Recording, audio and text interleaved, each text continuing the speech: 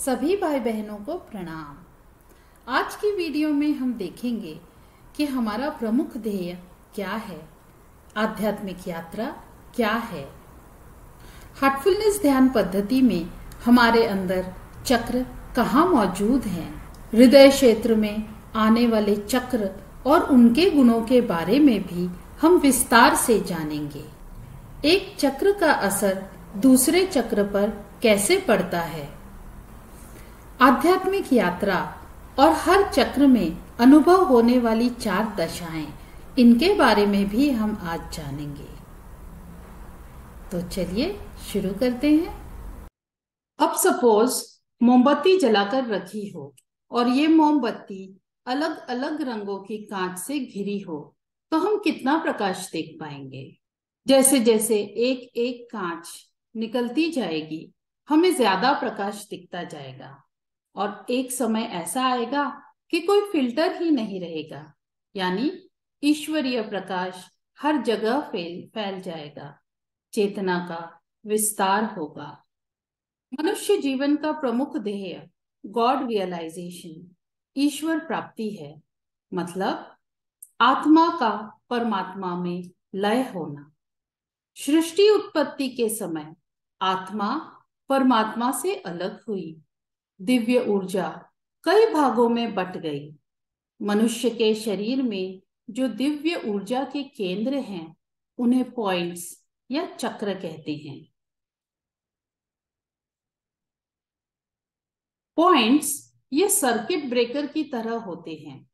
Suppose wire से electric current flow हो रहा है और आपने एक के बाद एक अलग अलग रेजिस्टेंस का इक्विपमेंट जोड़ दिया है, तो हमें जितना करंट चाहिए उतना हम ठीक से यूटिलाइज कर सकते हैं।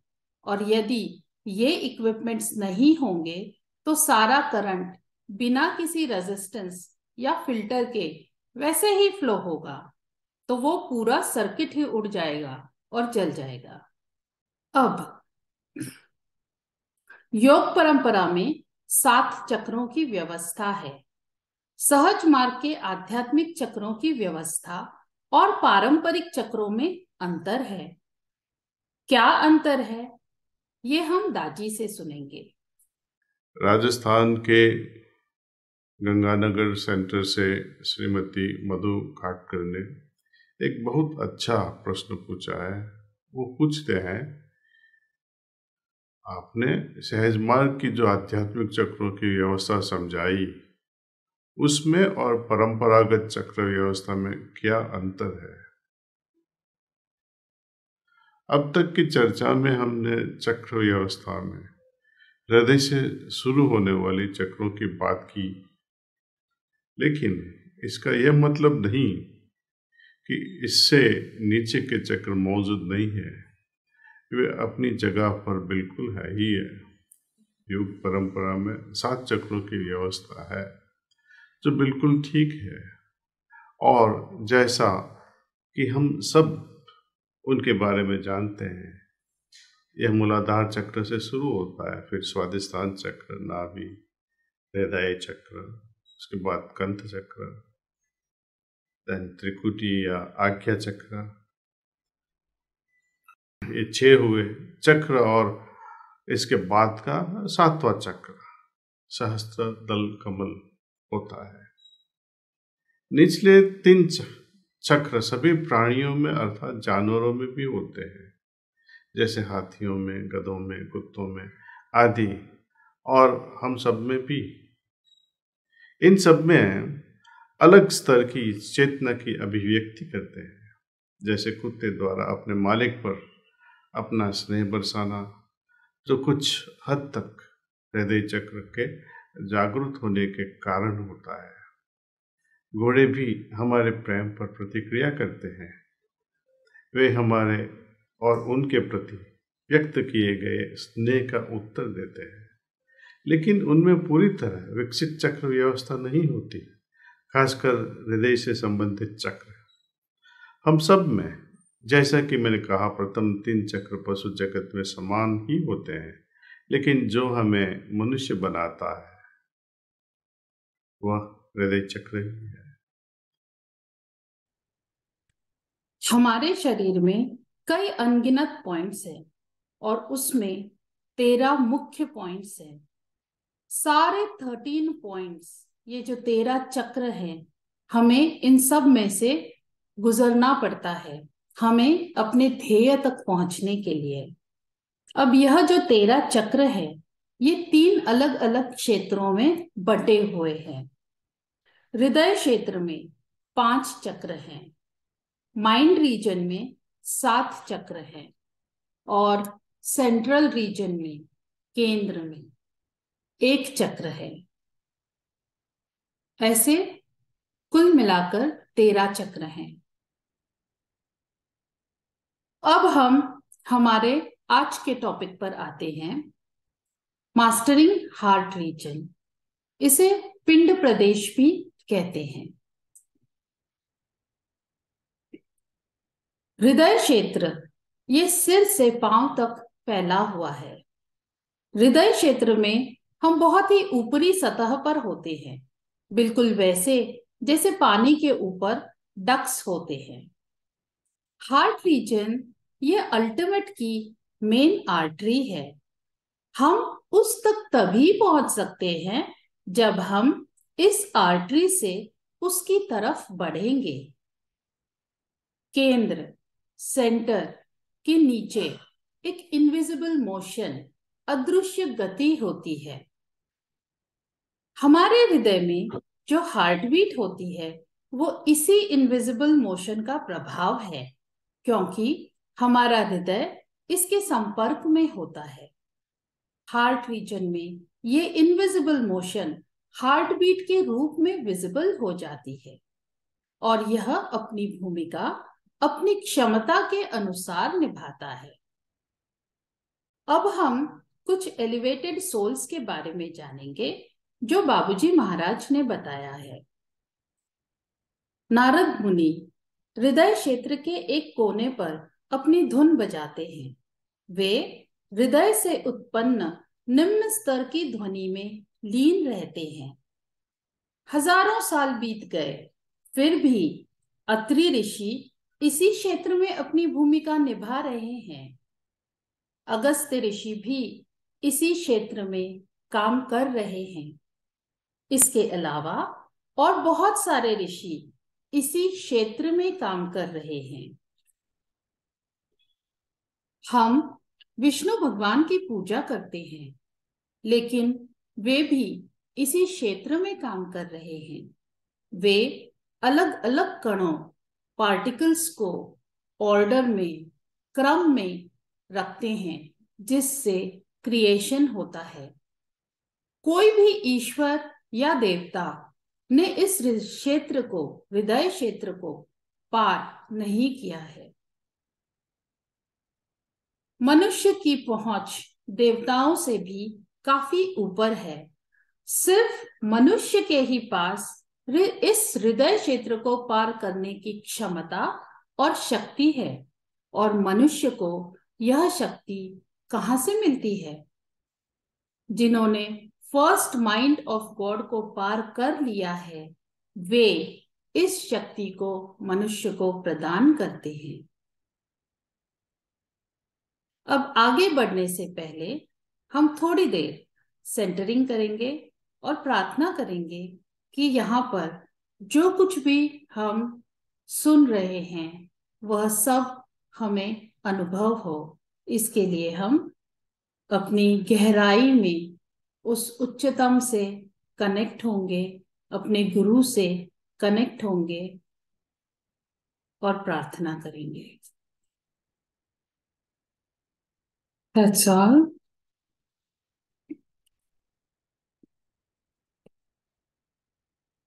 अब हम खुद को आत्मनिरीक्षण करेंगे। कुछ इंट्रोस्पेक्टिव प्रश्न हैं, इनके उत्तर आप अपनी या तो डायरी में लिख लें या फिर इसका एक अपने मन में ही एक मेंटल नोट बना लें। मुझे क्या सबसे ज्यादा पसंद है और सबसे ज्यादा क्या नापसंद है? मेरी सबसे तीव्र इच्छा या आकांक्षा क्या है? मेरी सबसे बड़ी चिंता क्या है? मैं हमेशा किस सोच में रहता हूं जो मुझे परेशान करती है? मेरे अंदर कौन सी अपराध भावना है? क्या मुझे किसी चीज का पश्चाताप या खेद है? ऐसा क्या है जो मुझे ज्यादा से ज्यादा चाहिए? ऐसा क्या है जो मुझे बेचैन करता है? ऐसा क्या है जिससे मुझे क्रोध आता है, जिससे मैं चिड़चिड़ा और निराश महसूस करता हूं? ऐसा क्या है जिससे मुझे भय या डर महसूस होता है? ऐसा क्या है जिससे मैं बहुत उत्सुक हो जाता हूं? किस कारण से मैं कंफ्यूज्ड फील करता हूं या फिर मुझ में क्लैरिटी नहीं है? अब हृदय क्षेत्र में 5 पॉइंट्स हैं। वे कहाँ कहाँ पर स्थित है? उन्हें हमारे अंदर हम कैसे लोकेट करेंगे? इसका वीडियो अब हम देखेंगे। आध्यात्मिक शरीर की संरचना, पॉइंट क्या है और उन्हें कैसे खोजें?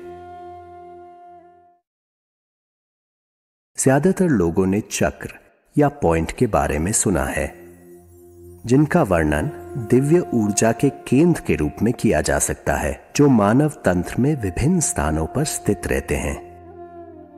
प्रत्येक पॉइंट से जुड़े उपबिंदु होते हैं और पॉइंट के बीच के स्थान में ढेरों सूक्ष्म तंतुओं से बुना एक जाल है। जैसे जैसे हम आगे बढ़ते हैं, हम इन पॉइंट्स और बीच की परतों से होकर गुजरते हैं। ये सब मिलकर एक जाल बनाते हैं, जिसे मनुष्य के आध्यात्मिक शरीर की संरचना कहा जा सकता है।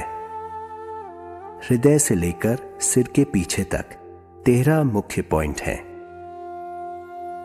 हृदय वो जगह है जहां से हम अपनी आध्यात्मिक यात्रा शुरू करते हैं। इसलिए चलिए हृदय के चारों ओर के पॉइंट्स की पहचान से ही शुरू करें। यह पॉइंट 1 के रूप में भी जाना जाता है। Now I'll walk you through the alternate method, where we're going to see A, B, C and D point. These are sub-points rather. You see this sternum here, from this point which is shining, measure 1 finger width, go down, and then go 4 fingers towards the heart. That's point B. Then measure 2 fingers upward, it will be point A. Join A and B, that will be C point. Then measure 2 fingers D, which will be exactly below the point 1. 1 is between the nipple and D. That's number 1. When you flip it on this side, that's point number 2. Above is point 3 and point 4. It's easy to locate 5th point. It becomes isosceles triangle. That's Andhra Pradesh. अब हमें पता है कि यह 5 points हृदय में कहाँ मौजूद हैं। अब हम इन चक्रों का रंग देखेंगे। पहला चक्र पीला, दूसरे चक्र का रंग लाल है, तीसरे का सफेद, चौथे का काला और 5वें चक्र का रंग हरा होता है। ये 5 रंग हमें 5 तत्वों से मिले हैं। यदि हम सेंसिटिव हैं, संवेदनशील हैं, तो ध्यान के समय हमें इन रंगों का अनुभव होता है। उदाहरण के लिए, यदि हम पहले चक्र को लेते हैं, हमें पता है कि उसका रंग पीला है, उसमें पृथ्वी तत्व है, लेकिन इस चक्र में बाकी के 4 तत्व भी मौजूद हैं और उनकी मात्रा बहुत कम है।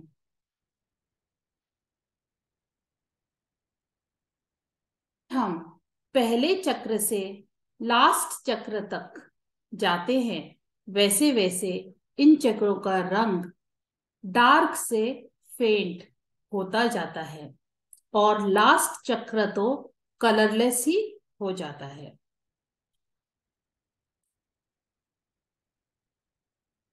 पॉइंट 1 के सब पॉइंट्स A, B, C और D हैं और अभी वीडियो में हमने देखा कि इन्हें कैसे लोकेट करना है।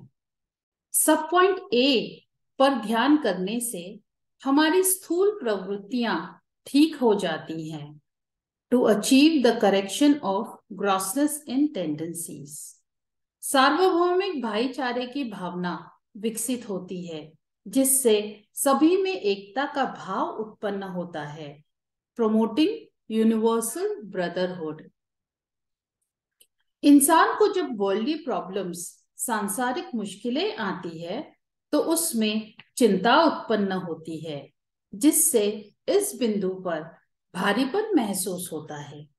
सांसारिक चिंताओं से कोई बचा नहीं है। एक हद तक इन मॉडरेशन यह ठीक भी है, क्योंकि तभी हम उस चिंता से निकलने की कोशिश भी करते हैं।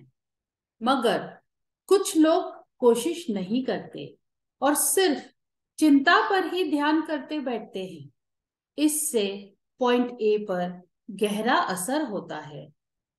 बाबूजी महाराज कहते हैं, हम निरंतर जो विचार करते हैं वह हमारी नियति बन जाता है, हमारा प्रारब्ध बन जाता है।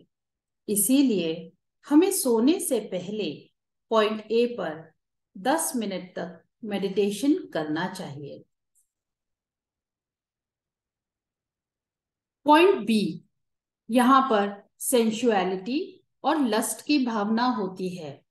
पॉइंट बी के क्लीनिंग से यह बैलेंस्ड हो जाती है। आपने सिवर लाइन की अरेंजमेंट देखी होगी। घरों का सारा सीवेज स्लोपिंग ग्रेविटी लाइन से बहकर एक सबसे निचली जगह पर इकट्ठा होता है। ठीक वैसे ही ये जो पॉइंट बी है वो हमारे संस्कारों के जमा होने की सबसे निचली जगह है।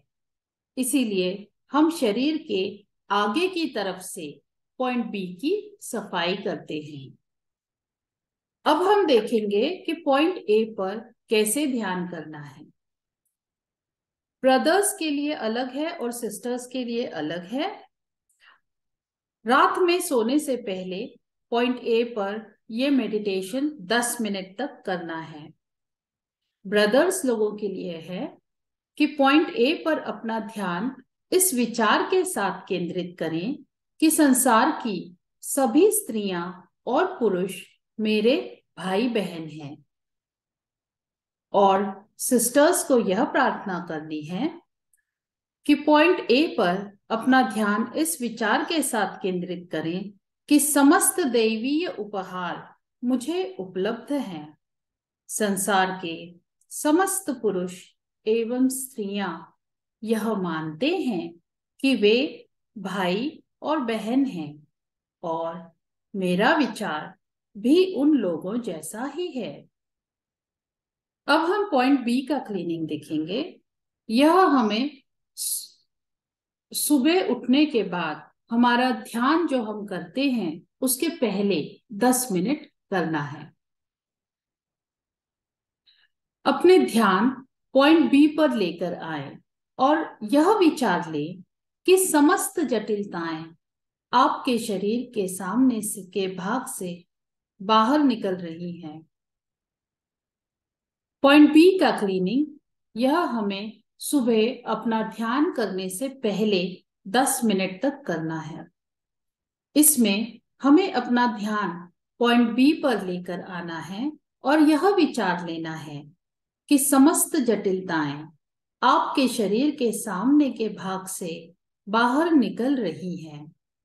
यह विचार ले कि जब यह हो रहा है तो आत्मा का तेज पीछे से प्रकट हो रहा है। पी का क्लीनिंग करने से हमारी सुपर कॉन्शियसनेस स्टेट और भी ज्यादा रिफाइन होती चली जाती है।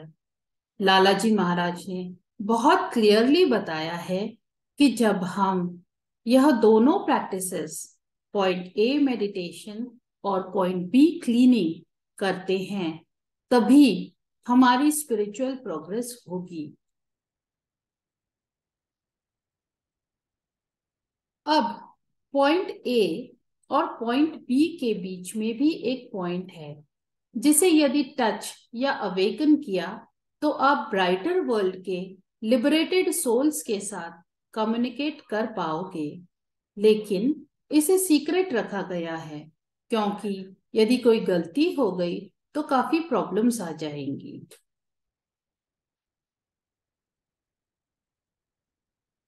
Point C. साल 2015 में दाजी ने पॉइंट सी और डी को रिवील किया था। यह पॉइंट सी पसंद और नापसंद से रिलेटेड है। प्रेजुडिस या पूर्वाग्रह किसी चीज या किसी व्यक्ति के बारे में। यह लास्ट रिब पे इसकी पोजीशन है। Point D. पॉइंट डी पर गिल्ट, अपराध भावना जमा होती है। यदि हम कुछ नहीं करते हैं लेकिन वह हमें करना चाहिए था, या फिर हम कुछ करते हैं जो नहीं करना चाहिए था, इससे गिल्ट उत्पन्न होता है। गिल्ट यह सबसे गहरी छाप है जिसकी सफाई मालिक भी नहीं कर सकते। मालिक कहते हैं कि स्वयं अभ्यासी के पश्चाताप के आंसू ही इस गिल्ट को धो सकते हैं, साफ कर सकते हैं। पॉइंट सी और डी को संतुलित रखने के लिए सतत स्मरण, प्रेयरफुल सटल सजेशंस और मैक्सिम 10 की प्रैक्टिस करना जरूरी है। मैक्सिम 10। रात में सोने से पहले ऐसा समझे कि मालिक हमारे सामने मौजूद हैं। मुझसे जो भी गलतियां हुई हैं उन सभी के लिए पश्चाताप पूर्वक और दीनता से क्षमा याचना कीजिए, और यह गलतियां मुझसे वापस ना हो इसके लिए प्रार्थना कीजिए।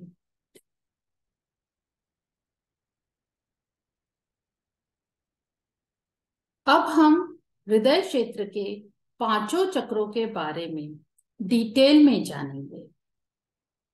ये सभी चक्र पंच महाभूत से बने हैं। पहला चक्र पृथ्वी तत्व से बना है, लेकिन साथ ही अन्य 4 तत्व भी इसमें मौजूद हैं। आकाश, अग्नि, जल, वायु, लेकिन इनकी मात्रा बहुत कम है। इस चक्र पर सांसारिक चिंताएं, इच्छाएं, सेंसुअलिटी एंड लस्ट, पसंद, नापसंद, लालच और ईर्ष्या, नाराजगी और हमदर्दी, गिल्ट और शेम, ये सारी भावनाएं यहाँ पर जमा होती हैं। जब हम इन सभी भावनाओं से परे हो जाते हैं, तब हमारा फर्स्ट पॉइंट साफ हो जाता है, शुद्ध हो जाता है। इससे हृदय संतुष्ट हो जाता है और हम हल्कापन महसूस करते हैं। इस चक्र को हृदय चक्र भी कहते हैं। इस पहले चक्र में पृथ्वी तत्व का गुण है। पृथ्वी हर चीज को बिना परखे संभालती है, सहारा देती है, सबका स्वीकार करती है। यदि किसी ने कोई बुरा कर्म किया है, सपोज एक व्यक्ति ने किसी की हत्या कर दी है, तब भी वह इस पृथ्वी पर घूमता फिरता है। पृथ्वी उसे निगलती नहीं है। इस पृथ्वी पर हम एक सुंदर बगीचे का निर्माण कर सकते हैं या उस बगीचे को जला भी सकते हैं, तब भी यह पृथ्वी शांति से सब कुछ सहन करती रहेगी, सब कुछ स्वीकारती है, एकदम हमारी माँ की तरह। जब हम में यह गुण आता है तब हमारा हृदय प्रेम से भर जाता है और हम सबका स्वीकार करने लगते हैं। हम में भाईचारे की भावना बढ़ती है। भक्ति मालिक और अभ्यासी को जोड़ने वाली कड़ी है। फर्स्ट पॉइंट, भक्ति का खजाना, ट्रेजर ऑफ डिवोशन है। पॉइंट 1, ये कई अलग अलग लेवल्स में हमारे मनस से जुड़ा हुआ है। साधना करने से यह पॉइंट शुद्ध हो जाता है। हमारी क्रियाएं, हमारे विचार शुद्ध हो जाते हैं और हमारा आचरण उन सभी को अच्छा लगने लगता है जो हमसे जुड़े हैं। इससे भाईचारे की भावना बढ़ने लगती है। सेकंड चक्र, ये आत्मा चक्र भी कहते हैं इसे, और इसका तत्व है आकाश, स्पेस। इसे आध्यात्मिक हृदय भी कहते हैं।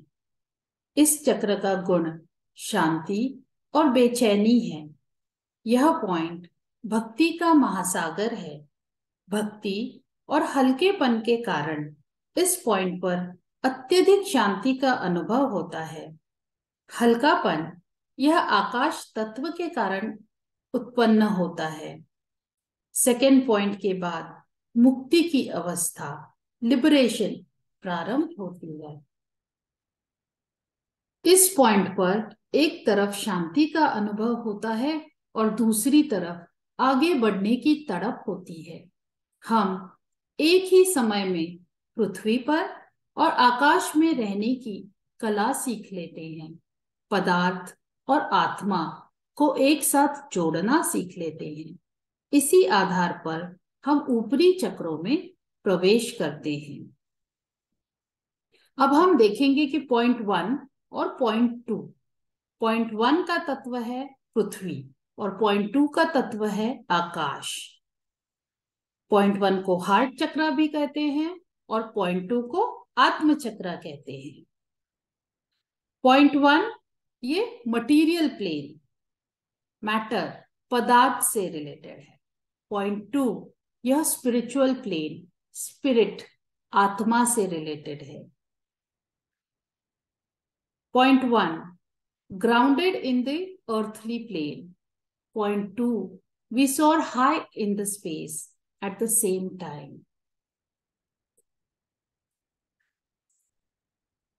अब हम तीसरे चक्र के बारे में जानेंगे।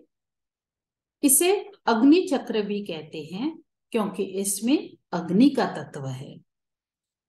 इस चक्र में ऐसा महसूस होता है कि मालिक ही सब कुछ है। इस चक्र में प्रेम और क्रोध होता है। प्रेम हमें मालिक से जोड़ता है, जो हमें ध्येय तक ले जाने वाले हैं। यहीं पर सच्ची भक्ति और सच्चा प्रेम विकसित होता है। क्रोध यदि शुद्ध है तो वह हमारे फायदे के लिए है। यह हमें आगाह करता है कि कुछ गलत है। हमें अपनी आदतों और व्यवहार में सुधार लाने की जरूरत है।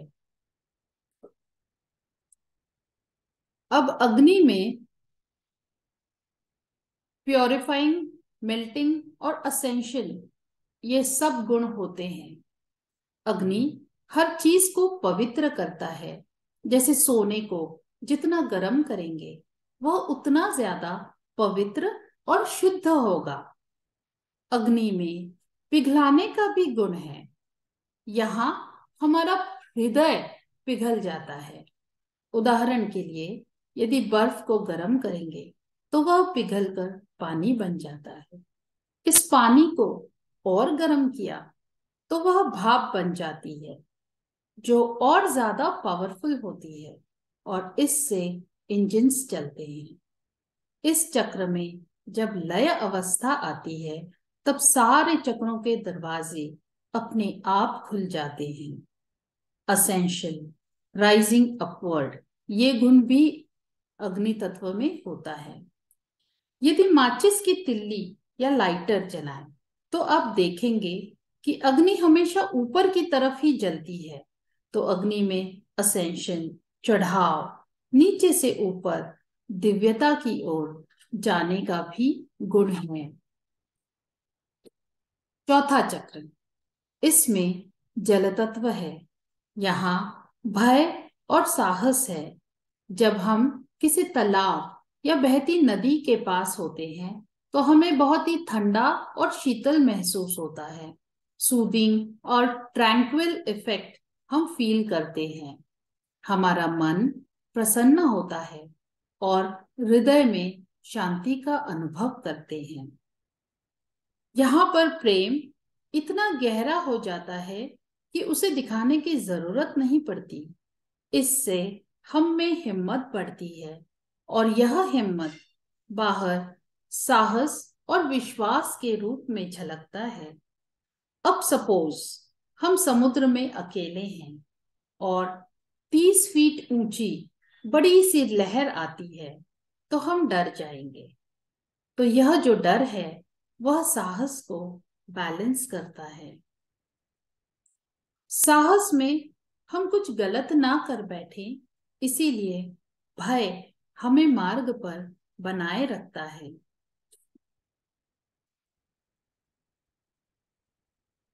पांचवा चक्र, यहाँ पर वायु तत्व है। यहाँ बुद्धिमत्ता और माया है। वायु हमेशा बहती रहती है।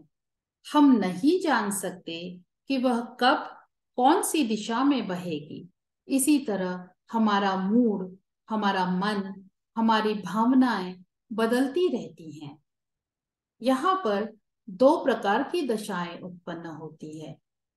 कभी बहुत हंसी आती है तो कभी रोना आता है। सहज मार्ग में इस 5th पॉइंट पर हम ज्यादा देर नहीं रहते, लेकिन इसे पार करना भी बहुत महत्वपूर्ण है। अब हम देखेंगे कि एक पॉइंट का असर दूसरे पॉइंट पर कैसे होता है। Ripple effect.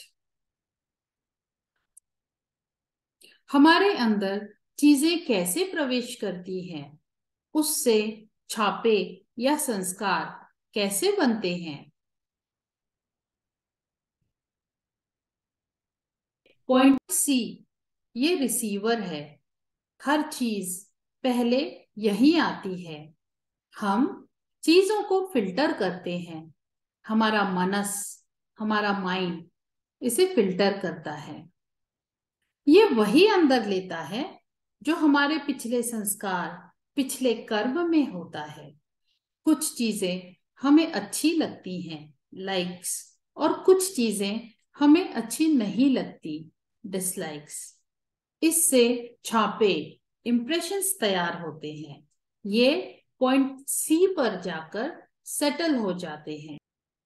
हमारी इच्छाएं, विचार, पसंद नापसंद यदि सांसारिक हो तो वे इवेपोरेट होकर पॉइंट सी से पॉइंट ए पर चले जाते हैं, और यदि सेंसुअल प्लेजर से संबंधित हो तो वो पॉइंट सी से पॉइंट बी पर जाकर सेटल हो जाते हैं, और यदि गिल्ट हो तो वे पॉइंट सी से पॉइंट डी पर जाकर सेटल हो जाते हैं।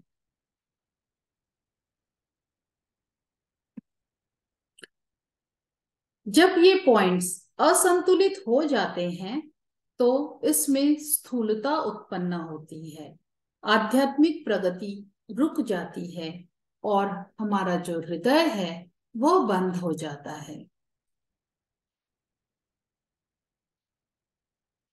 जब ये पॉइंट्स स्थूल हो जाते हैं तो यह स्थूलता ऊपरी चक्रों में इवेपोरेट होती है।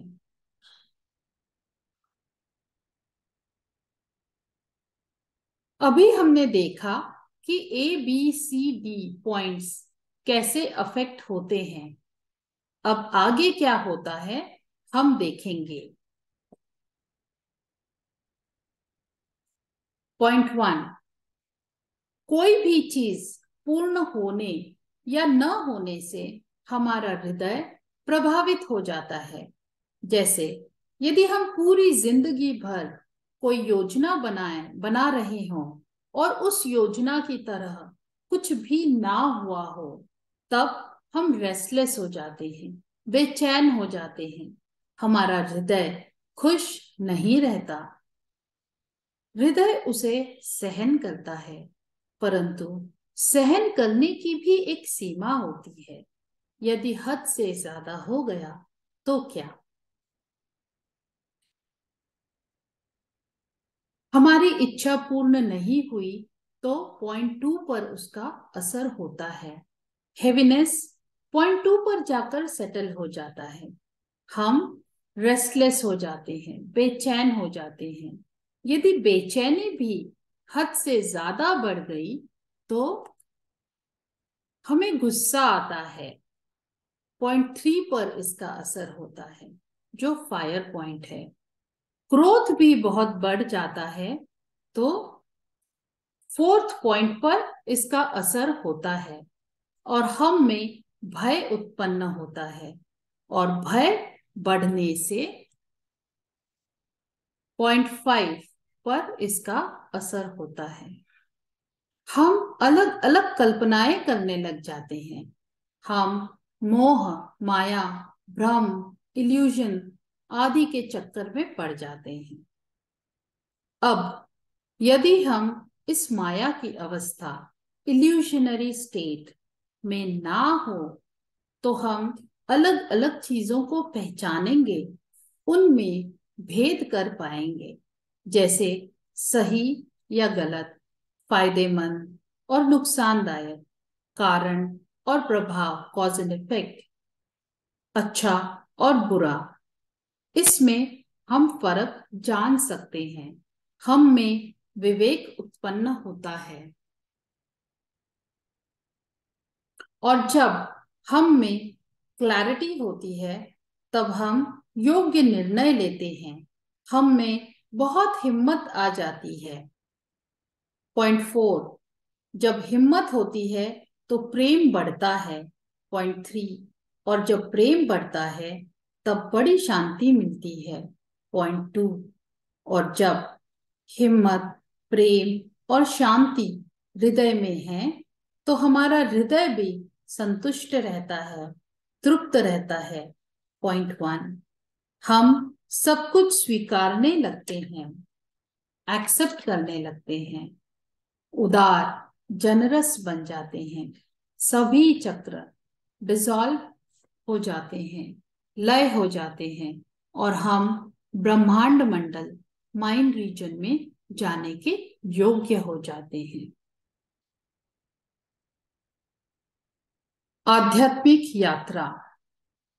हमारी सहज मार्ग पद्धति में आध्यात्मिक यात्रा बहुत जरूरी है। आध्यात्मिकता में यात्रा का क्या मतलब है? जब अभ्यासी अलग अलग चक्रों से होकर गुजरता है और आध्यात्मिक प्रगति करता है, तब उसे आध्यात्मिक यात्रा कहते हैं। यदि गुरु ना हो और खुद के प्रयत्न से हम 24/7 साधना करें, तपस्या करें, तो हमें फर्स्ट पॉइंट से सेकंड पॉइंट तक पहुंचने के लिए कुल मिलाकर 45 इयर्स लग जाएंगे।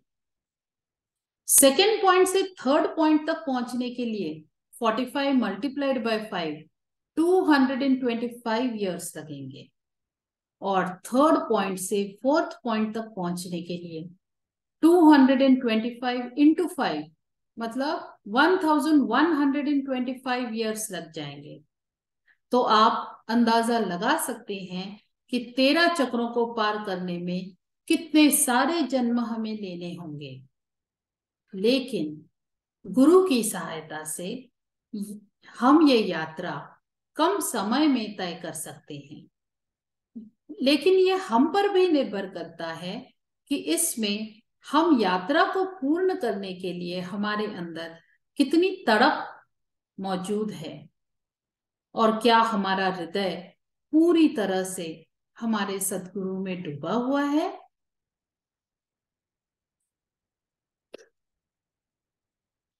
अब यह जो यात्रा है यह इंटरसिटी और इंट्रासिटी की तरह होती है। चक्र के अंदर भी मूवमेंट होती है।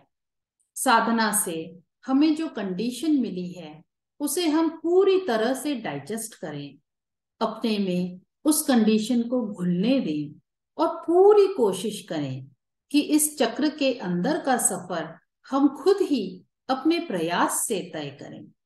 ऐसा करने से हम में ताकत, आंतरिक आध्यात्मिक बल और शक्ति बढ़ती है, जिससे हम आगे बढ़ सकते हैं।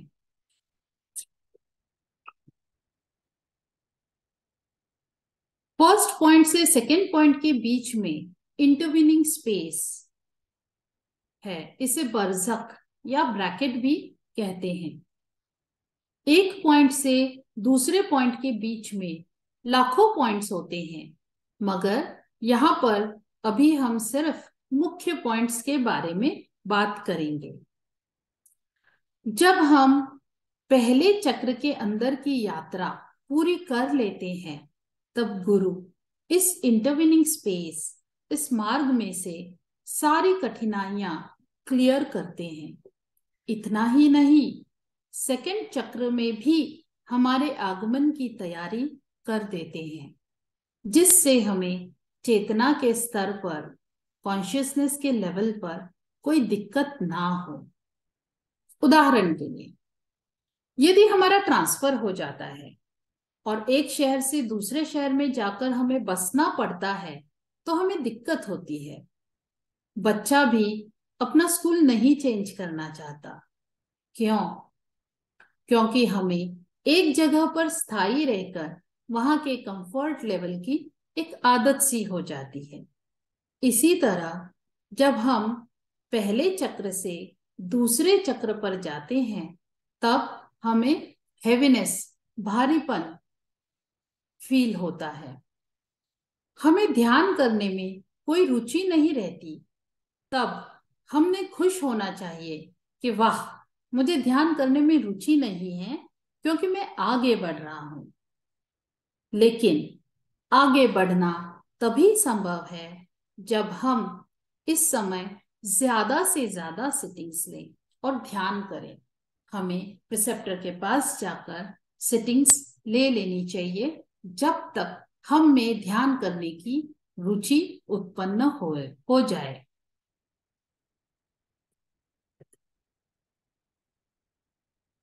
भक्ति जरूरी है, तड़प जरूरी है, जो सातों दिन 24 घंटे रहनी चाहिए।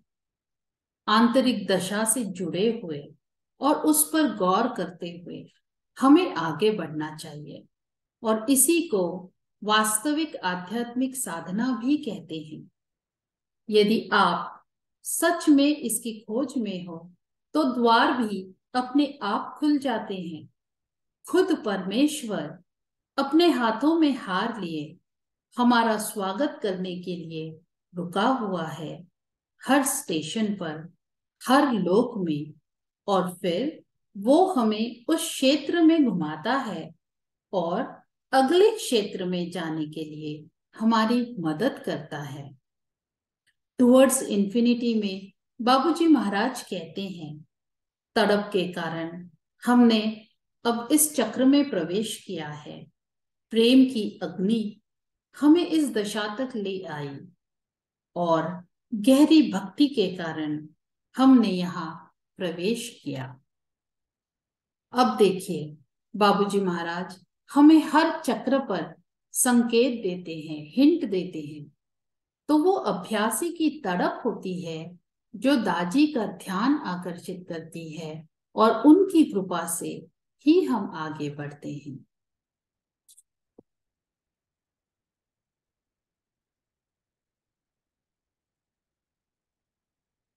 Chakras are dynamic. हम जो ग्रंथि या नॉट का पिक्चर अब देख रहे हैं वह तब का है जब वह स्टेशनरी होता है, लेकिन अवेकनिंग के समय ये चक्रा डायनेमिक हो जाते हैं, वे घूमते रहते हैं। हर प्लैनेट या स्टार का अपना एक ग्रेविटेशनल फील्ड होता है, वैसे ही हमारी आत्मा का भी एक सिग्नेटरी फील्ड है। ये फील्ड हमेशा बदलता रहता है। हमारे एटीट्यूड के हिसाब से यह फील्ड या तो एक्सपैंड होता है या कॉन्ट्रैक्ट होता है। हमारे हृदय में जो फीलिंग होती है, इससे यह एटीट्यूड बनता है। जब हमारे अंदर कृतज्ञता की भावना, खुशी और प्रसन्नता होती है, तब हमारा हृदय ओपन हो जाता है, खुल जाता है। लेकिन जब हमें कुछ पसंद नहीं आता, तब हमारा हृदय कॉन्ट्रैक्ट हो जाता है। टच मी नॉट या लाजवंती के पत्तों की तरह। इसीलिए हमारे कॉन्शियसनेस का फील्ड बदलते रहता है।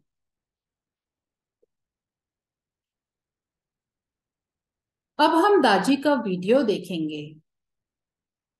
My Guruji, Pujya Babuji Maharaj, often used the word knots, K-N-O-T-S, in English, and Granthis while he spoke in Hindi, while referring these yogic chakras. So yogic chakras, it gives you the idea of spin, a circle, circular movement, which is true. It can be a very precise, harmonious, circular movement when it is fully evolved. But before that, what happens? It doesn't revolve as much. It remains in the form of a knot or a granthi. And we all carry that. Instead of the chakra or the wheel, we are carrying the granthis in us. ग्रंथि या not, इसे हमारे अंदर carry कर रहे हैं। और जब हमारे चक्र पूरी तरह से इवॉल्व हो जाते हैं, तब चक्र की गति काफी प्रिसाइज और हार्मोनियस हो जाती है।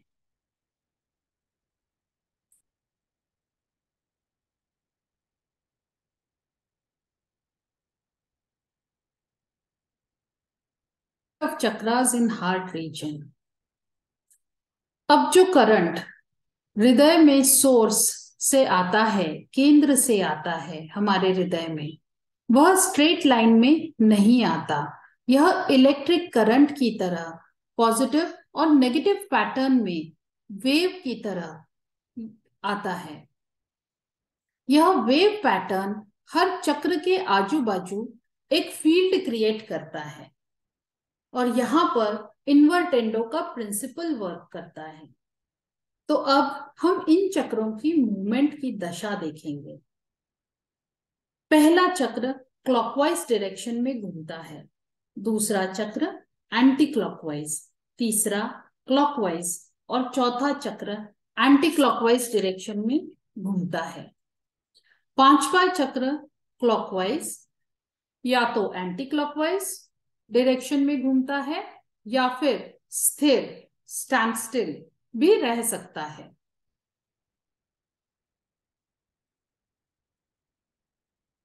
आध्यात्मिक यात्रा करते समय हम चक्रों में से गुजरते हैं। हर चक्र में 4 दशाएं होती हैं: सालोक्यता, सामीप्यता, सारूप्यता और सायुज्यता। सालोक्यता, अब ऐसा नहीं है कि हम में ही बहुत तड़प है वहां तक पहुंचने की। मालिक में हमसे भी ज्यादा तड़प है कि कब हम में लय अवस्था आए। तो ईश्वर खुद हमें अपने लोक में बुलाता है और तब हम चक्र में प्रवेश करते हैं। सामीप्यता, उस चक्र में जो वाइब्रेशंस है, हम उनको नजदीक से जानने लगते हैं, उन्हें अनुभव करते हैं। उदाहरण के लिए, सपोज हमें जो अच्छा लगता है, हम उसके साथ बैठे हैं, हम खुश हैं, कुछ बात चल रही है और कोई रिस्पॉन्स नहीं दे रहा है। अब ऐसे रिलेशन का क्या होगा? ठीक वैसे ही मालिक हमारे अंदर वातावरण, एनवायरनमेंट बनाते हैं, हमें अलग अलग कंडीशंस देते हैं लेकिन क्या हम उन कंडीशंस को जान पाते हैं? हमें उस कंडीशन को जानने की कोशिश करनी चाहिए, उस कंडीशन को अप्रिशिएट करना चाहिए। मालिक के प्रति कृतज्ञता का भाव हमारे अंदर आना चाहिए और हमने उस कंडीशन को बहुत तीव्र, इंटेंस बनाना चाहिए और उसे एक्सपैंड करना चाहिए, उसका विस्तार करना चाहिए। सारूप्यता, हमारी अवस्था एकदम चक्र के वाइब्रेशंस के समान हो जाती है। सायुज्यता, जब हमारी भक्ति और ज्यादा बढ़ जाती है तब हम उस दशा में पूरी तरह से डूब जाते हैं, उसमें एब्जॉर्ब हो जाते हैं और उसमें लय हो जाते हैं। इससे लय अवस्था हमारे अंदर उत्पन्न होती है। हम में उस चक्र के ईश्वरीय गुण आने लगते हैं। चक्र तब तक लूज होते हैं जब तक उस चक्र की पहचान, आइडेंटिटी खत्म ना हो। एक एक करके जब हम हृदय क्षेत्र के पॉइंट्स को पार कर लेते हैं तब सारे पॉइंट्स लय हो जाते हैं, डिसॉल्व हो जाते हैं, गायब हो जाते हैं। स्पिरिचुअली एलिवेटेड बंदे में तो ये पॉइंट्स फील भी नहीं होंगे। जब दाजी को इसके बारे में पूछा गया था तब दाजी ने इसका उत्तर दिया कि यदि कुछ भी मुझे अफेक्ट कर रहा है या तो पॉजिटिवली या नेगेटिवली तो उसका इम्प्रेशन बनता है।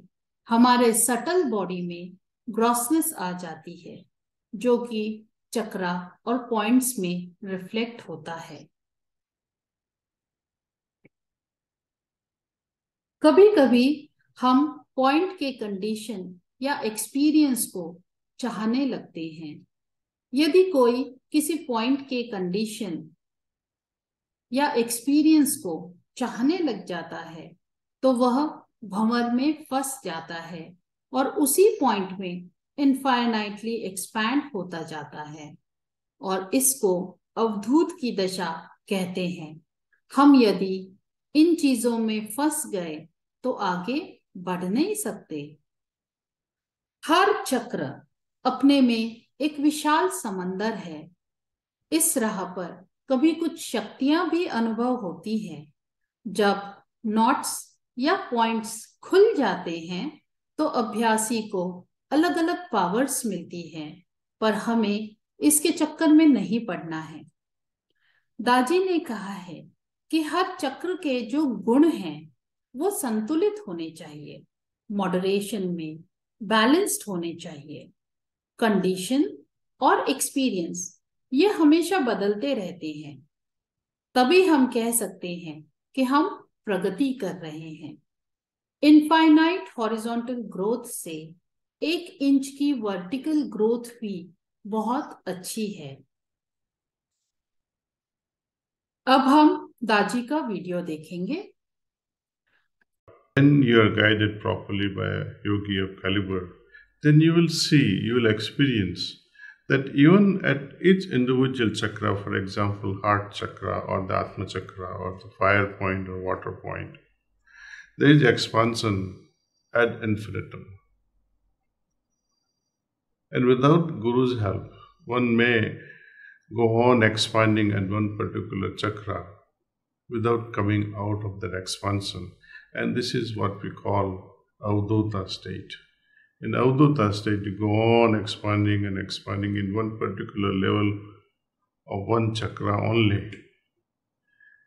This is what we call that you are trapped in a vortex and are not able to come out of it. You need external force, external power to get us out of that whirlpool that has trapped you and made you a kind of avdhuta. Now, what is so different beyond this Trikuti? Once we cross these 5 fundamental chakras in the heart region is all about these opposites. These Panchabhutas play a a kind of a beautiful game, positive as well as negative, depending on our intentions. Just as we talked about 5 C's representing each chakra: contentment at the heart chakra, Atma chakra representing calmness, fire point representing compassion and care, fourth one, water point, water chakra, it is all about courage, and this is all about clarity.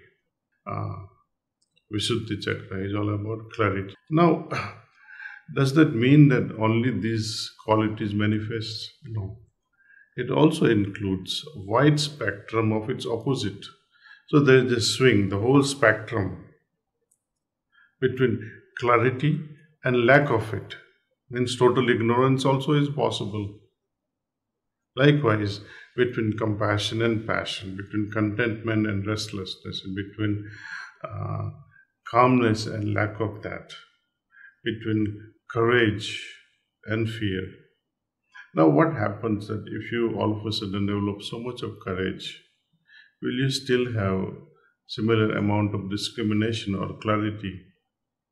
It is doubtful. Imagine a politician or a thief with the fully awakened fourth chakra.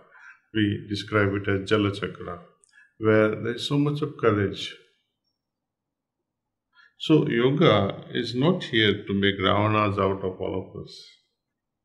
Yoga is there to make us a balanced human being. There should be moderation between all these opposites. अब हमने देखा है शुरुआत में कि ये Heartfulness meditation साधना में कुल मिलाकर 13 मुख्य चक्र हैं।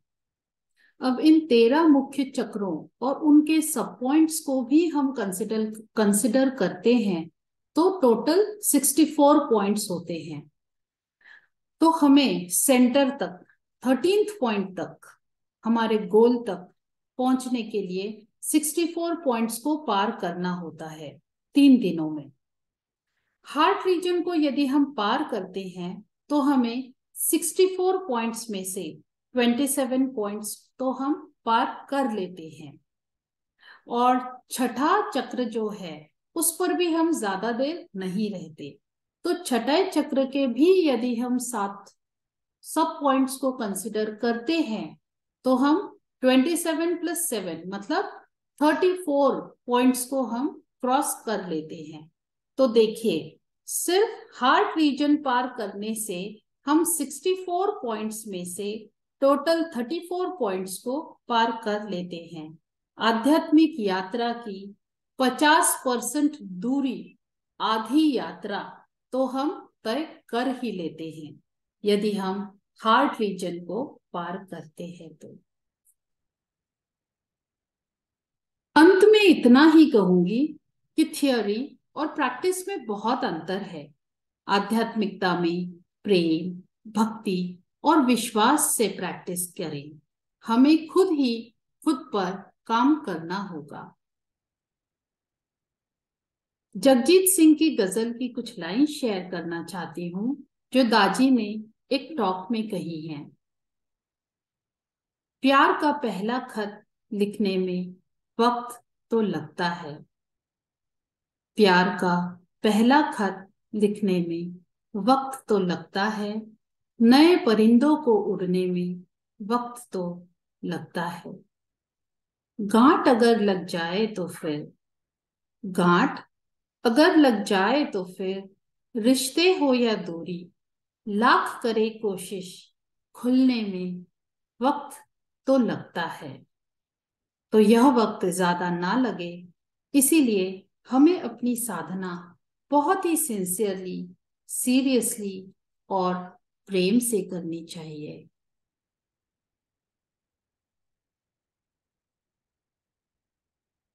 तो यह था हमारा सेशन आज के हार्ट रीजन के बारे में।